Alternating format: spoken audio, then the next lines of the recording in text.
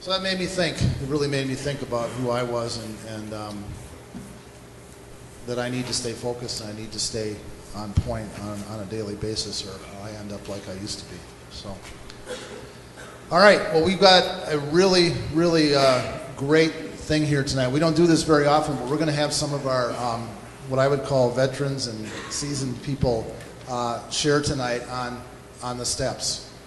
So we've got 5 individuals that were handpicked and chosen to share on each step, and what that step means to them in their recovery, and how it relates to their day-to-day lives. So we're going to start it off with step 1, as Pastor's been teaching. So we're going to hear from one of our house leaders over at House 5. We're going to hear from Stace. Let's welcome Stace on step 1.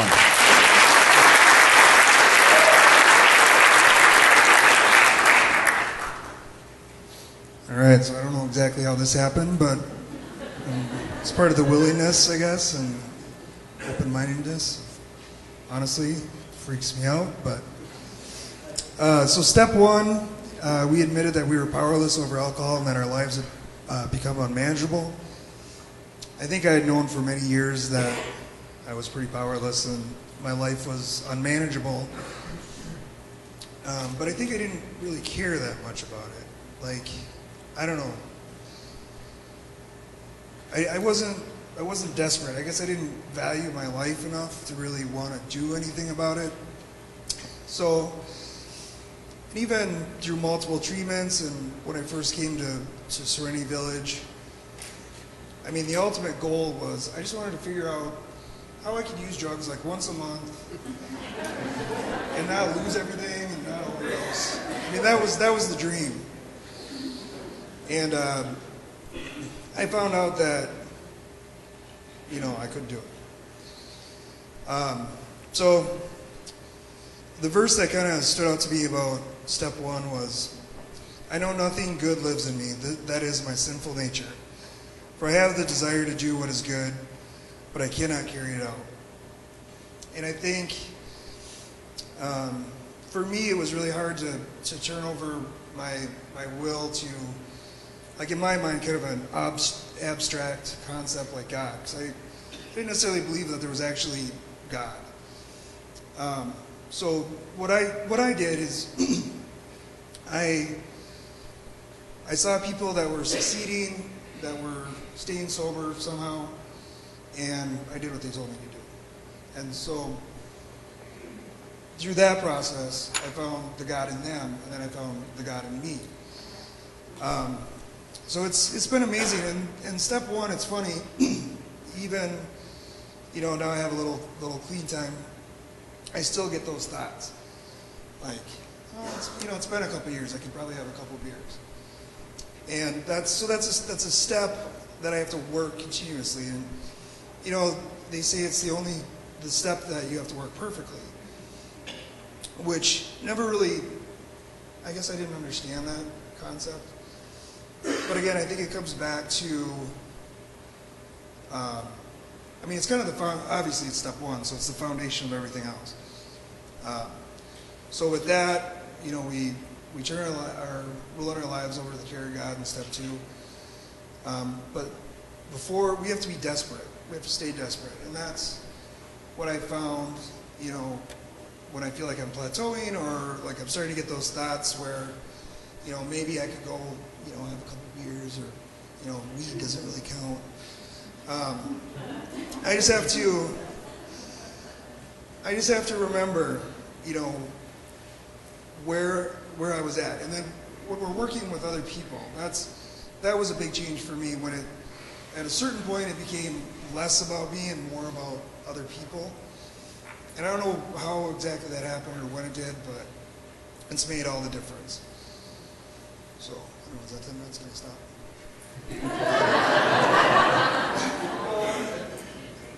Right, okay. No, that's it.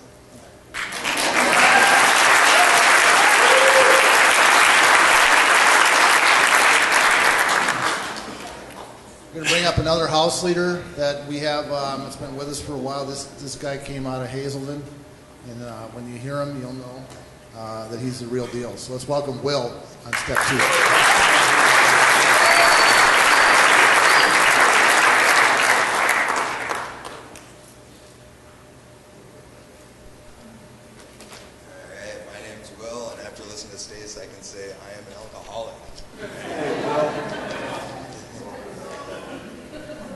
Step 2 is not that we turn to, never mind. I'll get to that. Let's see, before I start, I want to say a prayer, so if you guys want to repeat after me. God, please help me set aside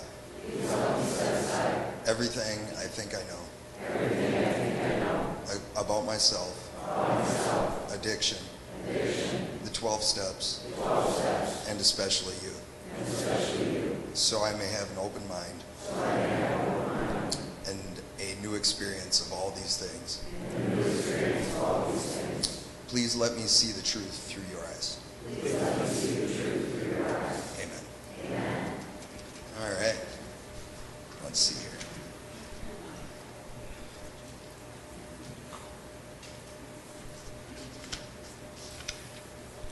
So step 2, came to believe that a power greater than ourselves could restore us to sanity. And let's see, I'll cover quick kind of where we start on this step, because step 1 leaves us a little bit empty, right? We admit that we're powerless over alcohol, that our lives are unmanageable. That's great. Now what? Right? So the spiritual principle in this step is hope. Hope can be defined as trust. Hope's essential. Hope is what builds our love and our faith. I grabbed a, I need the head thing, but I found this scripture. It's in Colossians 1:5, and it says that the faith and love that spring from the hope stored up for you in heaven, and about which you are already heard in the true message of the gospel. So what that tells us is that our faith and our love spring up from the hope stored up inside of us. And that's what this step gives us, is hope, right? Hope of a solution, that we don't have to drink anymore.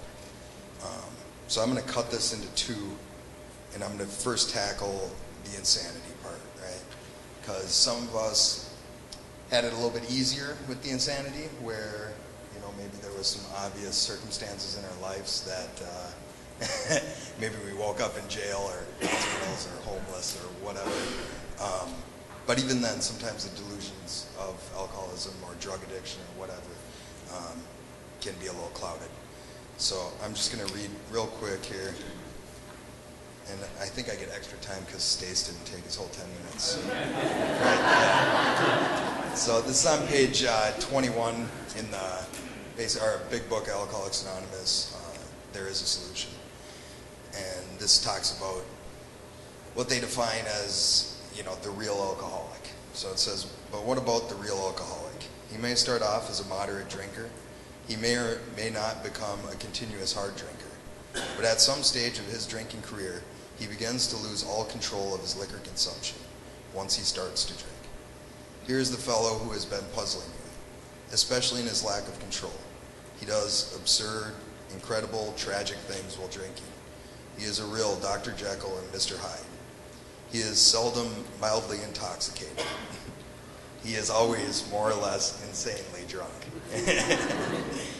His disposition while drinking resembles his normal nature but little. He may be one of the finest fellows in the world, yet let him drink for a day, and he frequently becomes disgustingly, even dangerously antisocial. He is a positive genius for getting tight at exactly the wrong moment, particularly when some important decision must be made or engagement kept. I think we've heard our pastor talk on that exact subject. He is often perfectly sensible and well-balanced concerning everything except liquor. But in this respect, he is incredibly dishonest and selfish.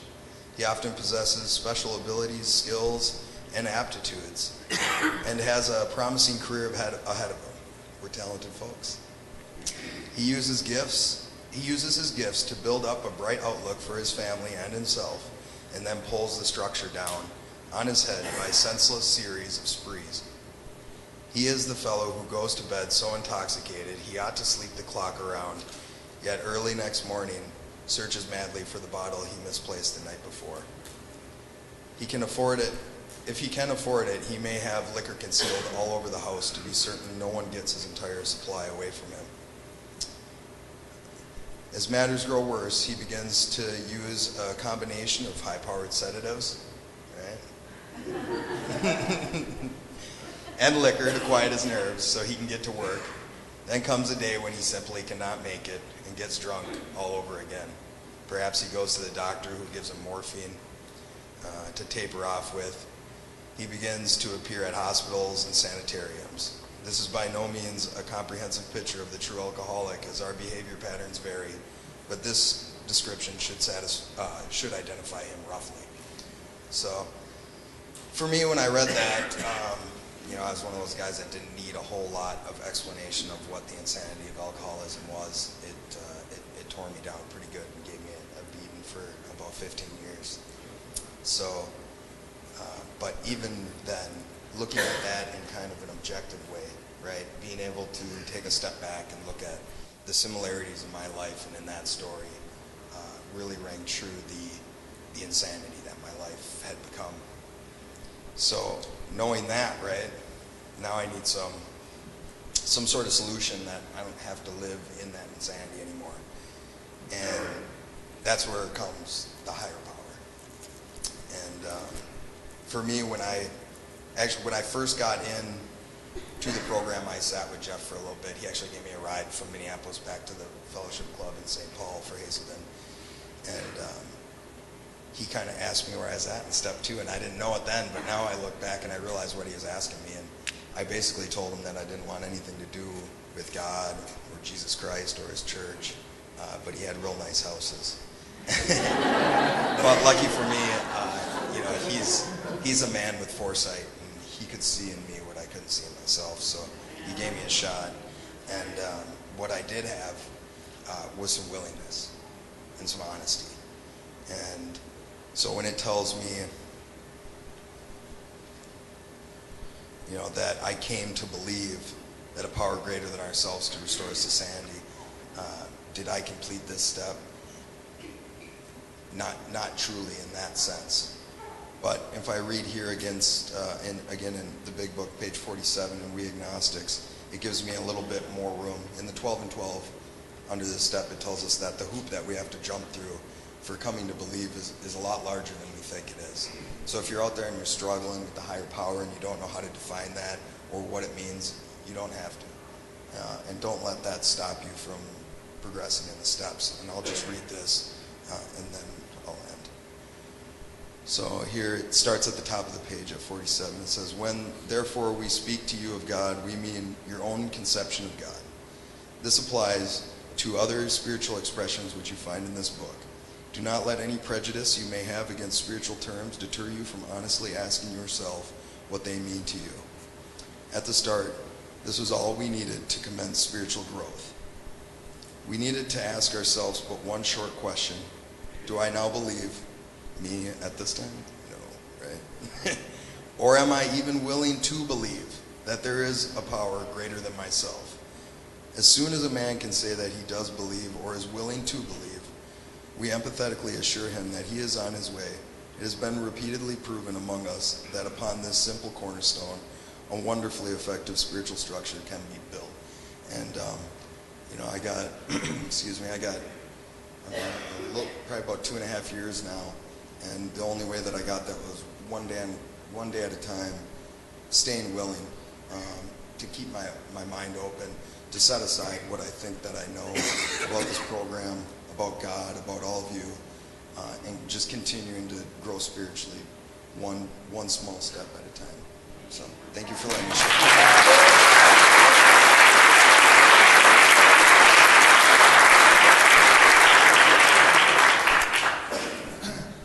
Thanks, Will.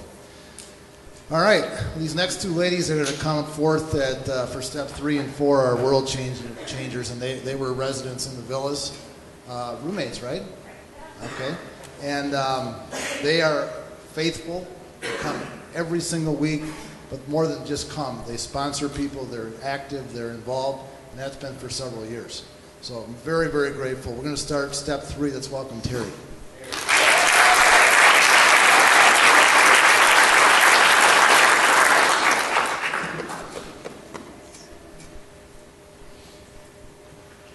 Terry. I'm a grateful recovering alcoholic. And Chad, you're not the only one that's nervous.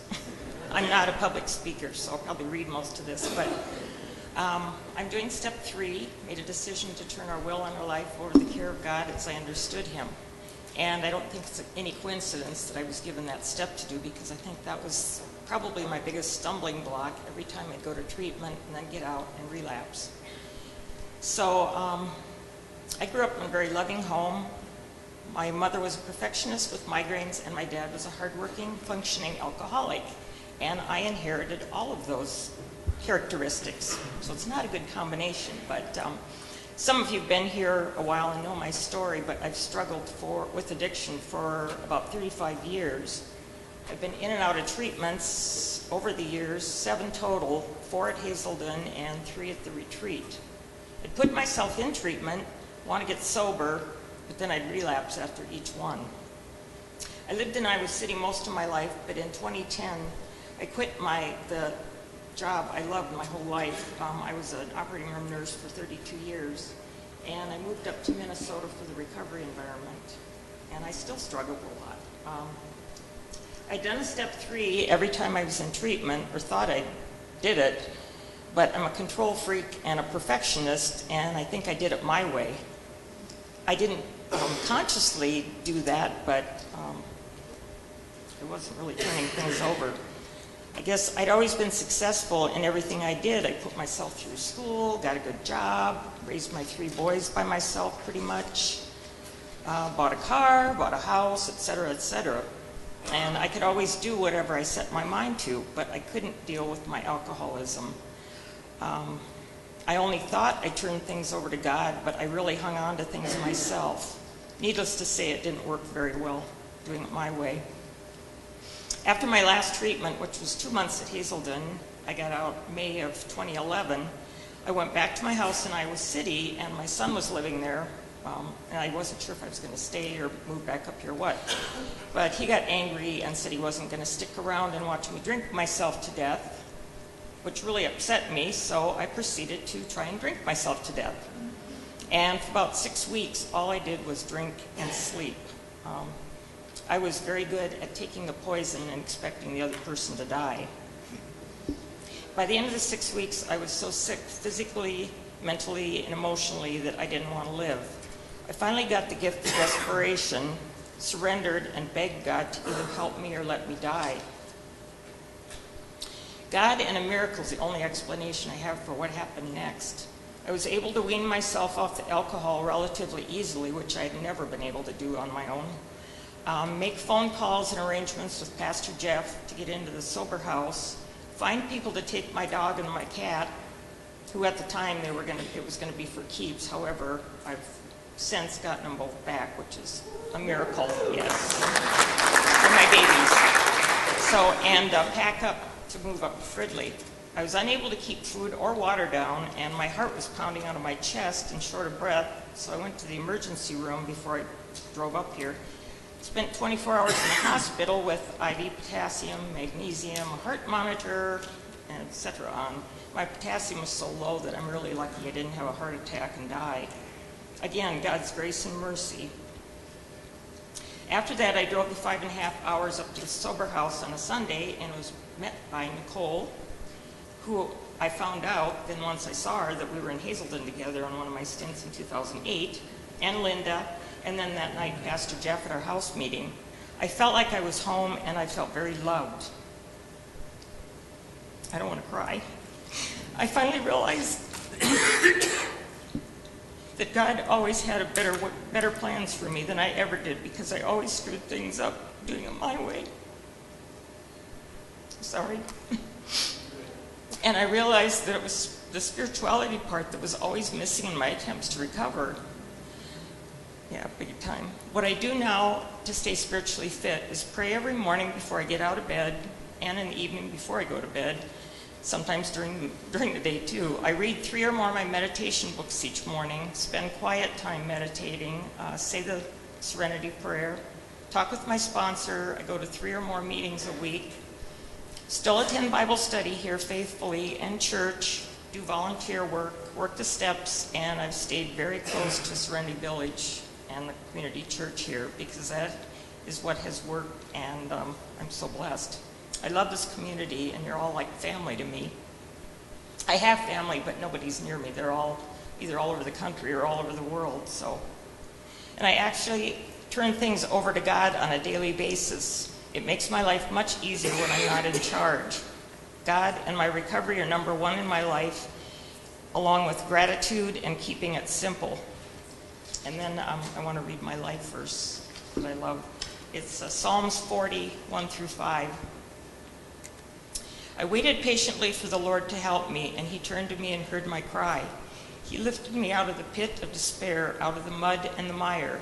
He set my feet on solid ground and steadied me as I walked along. He's given me a new song to sing, a hymn of praise to our God. Many will see what he has done and be amazed. They will put their trust in the Lord. Oh, the joys of those who trust the Lord, who have no confidence in the proud or in those who worship idols. O Lord my God, you have performed many wonders for us. Your plans for us are too numerous to list. You have no equal. If I tried to recite all your wonderful deeds, I would never come to the end of them. Thank you.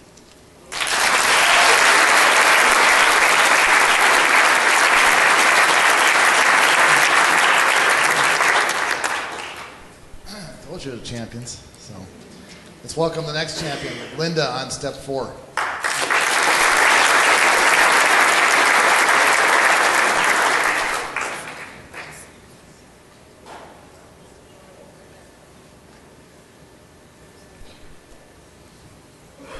Okay, so my name is Linda. I'm an alcoholic.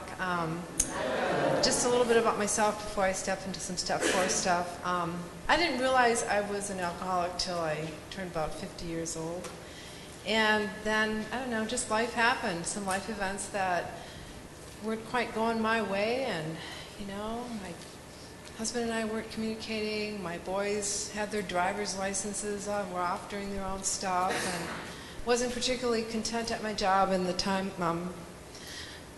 I'm in IT, and you know, it was kind of like, didn't like what I was doing at the time, and so I took solace in the bottle. And it was my companion, my friend, my lover. I mean, I was just like obsessed with it. And ended up in about 5 treatment centers, 2 DWIs. Praise the Lord, I didn't go to jail, but I should have.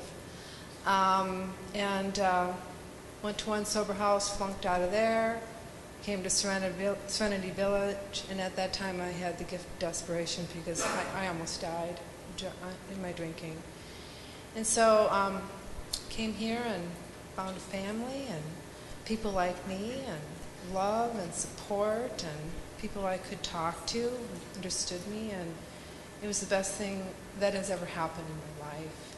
And I was agnostic.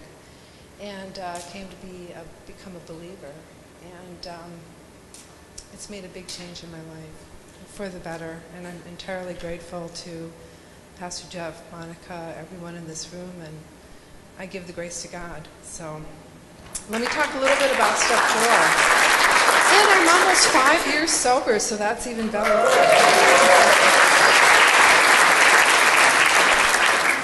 Okay, so that's enough about me. So anyway, I'm going to talk about step 4, made a searching and fearless moral inventory of ourselves. Okay, so I'm going to read just a little bit here from the 12 by 12, and then what I'm going to do is I'm going to jump into some real life Linda examples, okay, of what, you know, how I went through some of this stuff. And I've done my 4th step about 4 times now, and I will continue to do it for the rest of my life. And so let's just highlight a few things here. Step 4 is an effort to discover our liabilities. Self-justification is dangerous. Willingness to take inventory brings light and new confidence. Step 4 is the beginning of lifetime practice. Inventory reviews relationships. And I think one of the biggest things that I've learned about a step 4 is through doing a really good step 4, and I don't care how many times you have to do it, you get to know yourself, okay? And until you really know yourself, it's not a good situation, because we have to learn what makes ourselves tick. And for me in my life, I floated through on the conformist path, right? I was a good student, I went to college, I went to graduate school, I got married, I got a good job, I was a stay-at-home mom for a while, I worked part-time in a really good job, I had the American dream, I had the nice house in Plymouth, we took really nice vacations, blah, blah, blah. I conformed. I conformed to everything, and I didn't really know who Linda was. I tell my story like this. By the time I started drinking, when I started drinking, I didn't even know what kind of pizza I liked, okay? I just wanted the frickin' family to order the pizza and eat it and shut up. I put myself totally on the back burner. I didn't know how to take care of myself. I only knew how to take care of my kids and keep my house clean and make sure my job was getting done and make sure my tasks were all tidied up. And so I came to learn a lot about myself through this program. And you know, it requires a very thorough fourth step to go through that. And I love the way Pastor says it. This is a step where we really have to do something. We really have to show something now, okay? So let's, you know, I was going to talk a little bit about what that looks like, right? So, you know, I got like my fourth-step worksheets here, you know? Like I said, you know, I'm kind of an IT guru kind of person. I get a programmer to develop a thing for this for me if I put all the specs out there correctly and put all the matrices together right and ask all the right questions. Doesn't work that way. But I tried, you know. I probably have 5 different forms that I've collected here looking for the right solution. And you know what? The right solution lies right in here. It really does. And so, you know, I caught myself as I was kind of thinking about this. I went back to the very first step that I ever did. I mean, the very first 4 step that I ever did, and I really looked at it, and I'm like, wow, it's all right here. Okay, my resentments, my fear, my sexual situations, what's the cause? Why am I resentful? Why am I fearful? Why do I have these things going on with me? And who's the name of the person, institution, place, or event that caused me to feel that way? Okay, effect. Why did this bother me? What was going on that made me, why was I so irritated by that? I mean, people have these things going on in their lives all the time, but why did that particular thing really affect me? And then what was my fault? What was my part? So, you know, I'll tell you one of them right here. I can see it very clearly. This is my ex-husband. He never paid attention to me. Yeah, it affected me. I was mad. It made me depressed. I was overwhelmed. It lowered my self-esteem. My faults? I had a lack of perception going on. I was selfish. He was going through things in his life at that time, too. I didn't have good perception. I didn't have a good call on me about what his true feelings were even for me. I just saw it through my own lens, and I had a lack of perception. So anyway, you know, I can say that now after 6 years being divorced and see that. I mean, this is a man that I've, you know, we're very friendly together. We have children together, but, you know, I certainly played a part in that. And I'm not going to go on into all that. But anyway, let's go to the next one. Fear. Okay, I have my son's name, Andy Bryan, and my dad here. Why am I fearful? I'm afraid they're going to disown me. I'm afraid they're not going to accept me in my life. Man, I worked hard for all those things.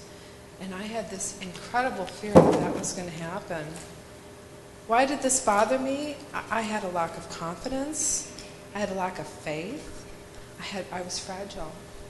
You know, I would drink because of this fear. And what were my faults, my part? Well, you know what? I'm not perfect, okay? I always thought I was put on a pedestal for a good part of my life, thinking I was some kind of perfect individual, and I'm not. I have problems. I have situations. I have things that I don't know how to deal with very well. And, you know, I would beat myself up black and blue about all the chaos and the concerns that I created. So I held myself in my addiction for a long time just because of all the shame and the guilt that I felt. So anyway, those are a few things that came from me, and, you know, I really encourage you to look deep into yourselves in that same way. Because you know what, as Pastor Jeff says, we're not that unique, okay? So a lot of the things that go on in me maybe go on in you too, or there's other things, and there's no shame in that. You know, we're people, right? So once I got through some of this, you know, started getting a little bit healthier, went back to the internet, found my really cool list of character defects, you know, and was able to put some more stuff into this, and went through it with my sponsor, and I'm going to share some of my character defects that I found out about myself. And some of them weren't a big mystery, but some of them were. My sponsor told me I was a perfectionist, that I never let people in, that I'm a people pleaser, that I'm stubborn. Okay? That can go on a little bit more on all that, but I accepted those as character defects. I work on that now. I'm much more able to say, hey, you know, I really screwed up on that. You know, here's my apology. I'm able to do my 10th step and look at my day and reflect on it and figure out who do I owe an apology to. I've always been kind of a private person, but I'm learning how to open up, and it's really through this program and the men and the women that I have met that I have learned to open up more than any other influence in my life. And that is the honest to God truth. People pleasing, yes, I'm guilty as charged. I work very hard at not doing that anymore. I'm still caring and want to give and give of my time freely.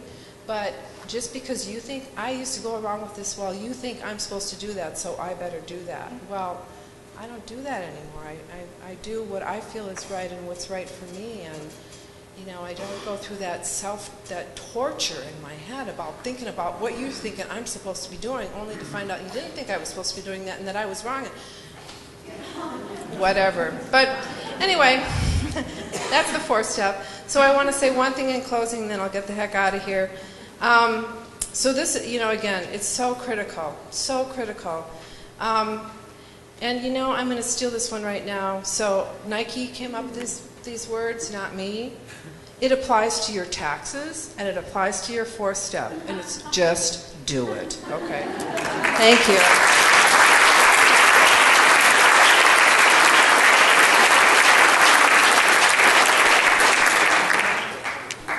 All right, we're going to close with step 5, and we're going to invite Bob up here. So let's welcome Bob.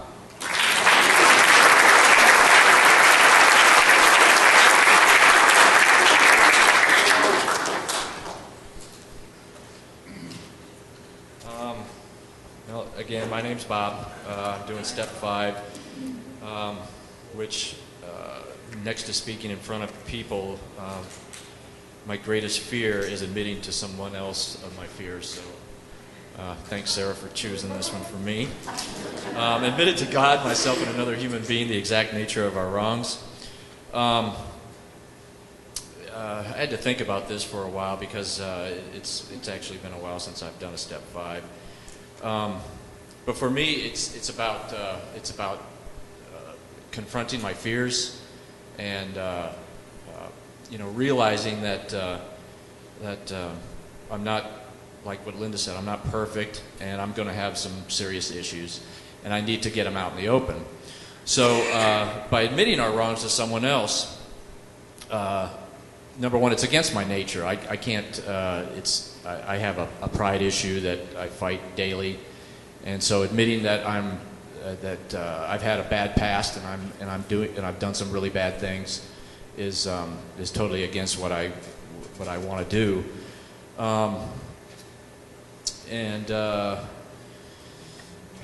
so it's about coming to grips with all the things I've done and forgiving myself. So it's not, you know, admitting to someone that I screwed up is not just coming clean or something. It's about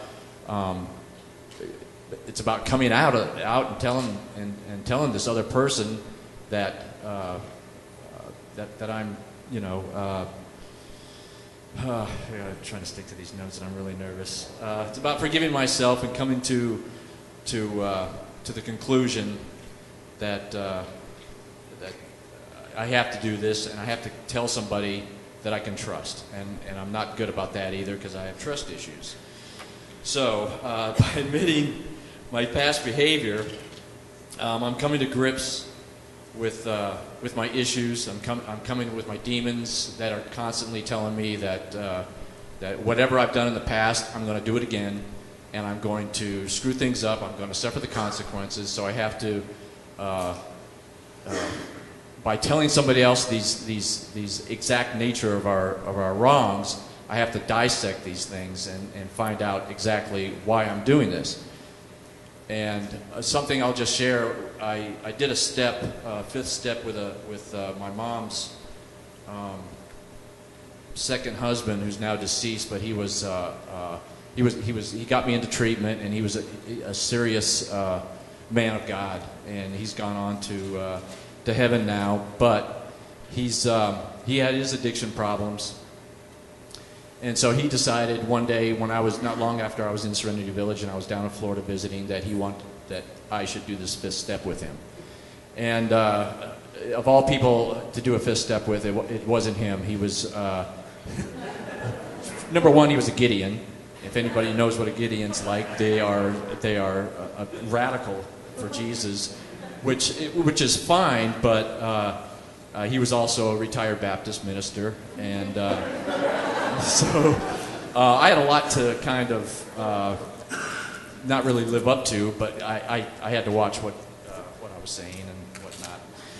But anyway, what he told me was, and I had to think about this because it was such a long time ago, but when the fifth step says the exact nature of our wrongs, the word exact comes into play, and that word exact means that something, every time I did something wrong, whether it was, lying or cheating on my taxes, or if I was untrue to my wife, or whatever the case is, there was something that was behind every single one of those. And if it was something like, it could have been something like, either it was a lack of something like, self-esteem, or it was the other way around. I had a pride issue and I had too much of something.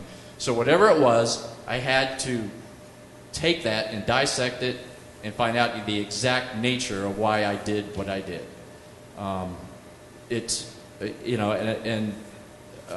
If I didn't do that, then I would just keep doing it. Even today, being sober, I would still continue to do it and suffer the consequences and not know why I was doing it.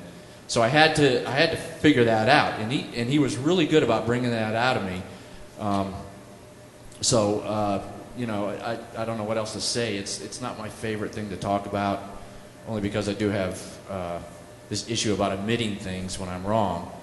I thank God. Again, what's been set up here, this program, and guys like Doug and Pastor and Monica and all this mentorship that we have here, it makes recovery so much more. I wouldn't say easier, but I couldn't do it without any of these guys. And I remember Jack was one of my mentors, and he once told me that it was a couple years ago, and I was having some really serious issues with resentment with a guy at work. And I'll never forget this, and it's always been reinforced by Pastor, and that's life is a test. It's always something that's ongoing. So, and I'm glad Jack was there to tell me that, because he kind of set me straight. And, again, I owe so much to this program, and I encourage you to find somebody to do your fifth step with that you can trust, and somebody that's not going to be judgmental, which is one, an issue I have. I just don't know a lot of people I trust. So I guess that's it. I just kind of winged it. So I'm not.